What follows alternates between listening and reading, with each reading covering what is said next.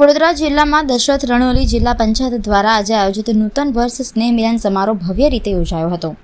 કાર્યક્રમમાં ભાજપની સંગઠન શક્તિ, કાર્યકર્તાઓનો ઉત્સાહ અને લોકસંપર્કની ઉર્જા સ્પષ્ટપણે ઝળહળી ઉઠી હતી। આ પ્રસંગે મુખ્ય અતિથિ તરીકે વડોદરા જિલ્લા ભાજપ પ્રમુખ રસિક પ્રજાપતિ, વાઘોડિયા વિધાનસભા ધારાસભ્ય ધર્મેન્દ્રસિંહ વાઘેલા, આરોગ્ય સમિતિના ચેરમેન નરેન્દ્ર રોહિત તેમજ જાણીતા સામાજિક કાર્યકર્તા વિરેન્દ્રસિંહ જાડેજા ઉપસ્થિત રહ્યા હતા। કાર્યક્રમમાં તાલુકા પંચાયત ચેરમેન બિરેન પટેલ, તાલુકા પંચાયત સભ્ય સુનિલ પ્રજાપતિ, જિલ્લા યુવા મોરચા પ્રતિનિધિ મયુરભાઈ, વક્તા તરીકે મધુબેન સોલંકી અને દિલીપ ભટ્ટ તેમજ સરપંચો રૂમલબેન પટેલ અને મીનાબેન સોલંકીની હાજરીએ કાર્યક્રમને વિશેષ ગૌરવ પ્રાપ્ત કરાવ્યું।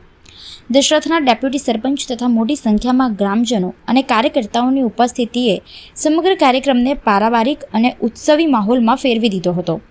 સ્નેહ મિલન સમારોહના અંતે સૌએ સંગઠનની એકતા અને સેવા ભાવનાના સંકલ્પ સાથે નૂતન વર્ષના શુભેચ્છા વિનિમય કર્યા હતા। આજના ભારતીય જનતા પાર્ટીના જિલ્લા પંચાયત દશરથ અને રણોલી ખાતેના સ્નેહ મિલન સમારંભનો કાર્યક્રમ રાખવામાં આવ્યો।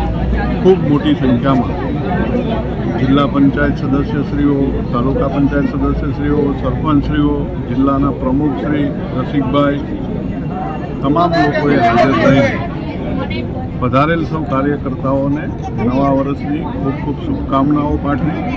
સાથે સાથે આપણા દેશના યશસ્વી વડાપ્રધાન નરેન્દ્ર મોદી સાથે સ્વદેશી હર ઘર સ્વદેશી, ઘર ઘર સ્વદેશીના સંકલ્પને પૂરો કરવા માટે થઈને આજે નવા વર્ષની અંદર દરેક કાર્યકર્તાઓએ સંકલ્પ લીધો કે આવનારા સમયમાં અમે બધા જ સ્વદેશી વસ્તુ વાપરીને દેશનું આર્થિક ગુણિયામણ બચાવશું। સાથે સાથે અમારા વિસ્તારના લોકોના ભાઈઓ બહેનોને રોજગારી આપીશું। એમની રોજગારી માટે થઈને દરેક વ્યક્તિ સ્વદેશી વસ્તુઓ વાપરશે એવા સંકલ્પ સાથે આજનું આ નવું વર્ષ ઉજવવામાં આવ્યું। સાથે સાથે ખૂબ મોટી સંખ્યામાં કાર્યકર્તાઓ ભેગા મળીને પ્રીતિ ભોજન સાથે આ કાર્યક્રમને સંપૂર્ણ કરવામાં આવ્યો। બીજું, બાજવા અને છાણી રોડ ખરેખર ઘણા વર્ષથી આ બહુ વિકટ પ્રશ્ન હતો। એમાં અમારા પત્રકાર મિત્રો, કાર્યકર્તાઓ, બાજવાના રહીશો બધાની રજૂઆત હતી કે આ બાજવા છાણી રોડ જે મંજૂર આપણે ડામરનો કરાયો હતો એ ડામરનો નહીં પણ આરસીસી રોડ બનવો જોઈએ અને જે હયાત રોડ છે એ પ્રમાણેનો થવો જોઈએ। એની જે તમામની રજૂઆતો હતી એની રજૂઆત અમે કમિશનરશ્રીને કરતા કમિશનરશ્રીએ આ કામની મંજૂરી આપી દીધી છે। ટેન્ડર પ્રક્રિયાની અંદર આ કામ છે। ટૂંક સમયમાં ટેન્ડર પ્રક્રિયા પૂરી થયા પછી બાજવા છાણી રોડ આરસીસી રોડ બનશે, એમાં કોઈ શંકાને સ્થાન નથી અને આ રોડ બનાવીને જ અમે રહેશું, કારણ કે અમારા વિસ્તારના લોકોની માગણી છે અને એ માગણી પૂરી કરવી એ મારી ફરજમાં આવે છે। અને અમારા બાજવાનો જે રીતે બ્રિજ પૂરો કરાયો એ જ રીતે આ છાણી બાજવા રોડ પણ આરસીસી બનાવીને પછી જ અમે જંપીશું, ત્યાં સુધી જંપીશું નહીં।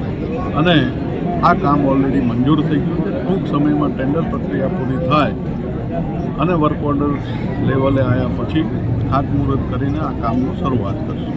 એ જ રીતે અમારા દશરથની જે વર્ષોથી માગણી છે પાણી અને જીએસએફસીના કારણે જે કંઈ પાણીના સ્થળો ખરાબ થયા છે, નોટિફાઈડની ગ્રાન્ટ વર્ષોથી જીએસએફસીએ આ વિસ્તારના ગામોમાં આપી નથી, એટલે અમે રજૂઆત માનનીય મુખ્યમંત્રી શ્રી ભૂપેન્દ્રભાઈ પટેલ સાહેબને પણ કરી છે અને ડેપ્યુટી સીએમ હર્ષભાઈ સંઘવીને પણ રજૂઆત કરવામાં આવી છે કે આ અમારા વિસ્તારની અંદર ઘણા વર્ષોથી નોટિફાઈડની ગ્રાન્ટ વાપરી ના હોય તો અમારા બાજવા, દશરથ, કરચિયા આ ગામની અંદર જે સમસ્યાઓ છે, વિકાસની જે જરૂરિયાત છે, દશરથની અંદર ખૂબ મોટો પ્રશ્ન ડ્રેનેજ, પાણીની લાઈન અને પાણીની સંપ અને પાણીની ટાંકી, આ તમામ વસ્તુ જીએસએફસી કરી આપે એવી માનનીય મુખ્યમંત્રીશ્રીને અને ઉપમુખ્યમંત્રીશ્રીને રજૂઆત કરવામાં આવી છે અને મને વિશ્વાસ છે કે ટૂંક સમયમાં આનું પણ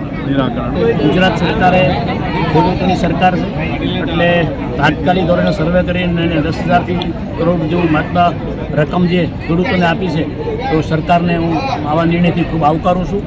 અને કાયમ માટે ખેડૂતો માટે આ ખેડૂતોની સરકાર છે એટલે આવા નિર્ણયો કાયમ સરકાર કમોસમી વરસાદ હોય ત્યારે લેતી હોય છે. અને વિશેષ વાત આત્મનિર્ભર સંકલ્પ અભિયાન નિમિત્તે જે વડોદરા જિલ્લાની અંદર આ સ્નેહ મિલનના કાર્યક્રમો ચાલી રહ્યા છે ત્યારે આ દશરથ અને રણોલી જિલ્લા પંચાયતની અંદર સ્નેહ મિલનનો કાર્યક્રમ હતો. એમાં અમારા ધારાસભ્ય ભાઈ શ્રી ધર્મેન્દ્રસિંહ વાઘેલા, જિલ્લા પંચાયતના સભ્ય ભાઈ જયેશભાઈ, નરેન્દ્રભાઈ અને સૌ પાર્ટીના બંને જિલ્લા પંચાયતના કાર્યકર્તાઓ સાથે મળવાનો અવસર મળ્યો. અને આ અવસરના સાથે સાથે સરકારને એક હર ઘર સ્વદેશી ઘર ઘર સ્વદેશીનો એક નારો હતો કે આપણા જ વિસ્તારમાં બનતી વસ્તુનો વપરાશ થાય. અને એ નિમિત્તે મળવાનું થયું અને સૌને આ નવા વર્ષની શુભકામના પાઠવું છું. અસ્તુ ભારત માતા કી જય, વંદે માતરમ.